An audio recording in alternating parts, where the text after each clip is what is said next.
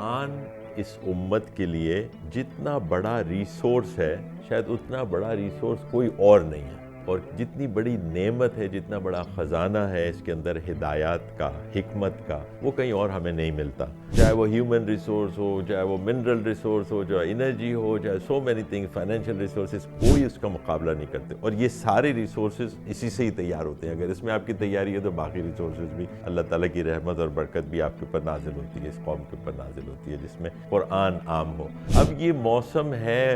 رمضان کا جو خاص طور پہ اس میں قرآن سے خاص تعلق قائم ہو جاتا ہے، اور اس کو ہم سمجھنے کی کوشش کرتے ہیں۔ قرآن کو سمجھنے کے مختلف طریقے ہیں، مختلف انداز ہیں۔ ہم اپنے یہ جو ہم نے جین زی کے حوالے سے خاص طور پہ یہ سیگمنٹس تیار کیے ہیں 30 پاروں کے، اس میں ہم قرآن کو اس انداز سے دیکھیں گے کہ اس میں ڈوز اور ڈونٹس کیا کیا ہیں، کیا کیا کرنے کو اللہ تعالیٰ نے ہمیں کہا ہے، اور کس چیز سے بچنے کے لیے اللہ تعالیٰ نے اس کے بھی کئی اور ڈیفینیشنز ہو سکتی ہیں، اس میں حلال حرام ہو سکتا ہے، اس میں قانونی مسائل ہو سکتے ہیں، اس کے اندر اخلاقی چیزیں ہو سکتی ہیں جس کی ترغیب دی گئی ہے۔ اس طرح کی چیزوں کو ہم دیکھیں، اور اس کے ساتھ ساتھ اردو ووکیب کے حساب سے، ووکیبلری یعنی اردو اور عربی کا جو اوور لیپ ہے اس کو ہم دیکھیں گے، تاکہ اردو بولنے والوں کو، اردو سمجھنے والوں کو قرآن سمجھنے میں آسانی ہو اور وہ ریفرنسز ان کو یاد رہیں۔ جین زی کے ہمارے دو ساتھی ہمارے ساتھ موجود ہوں گے۔ We are expecting some exciting sessions during this month of Ramadan۔ آپ ہمیں جوائن کریں۔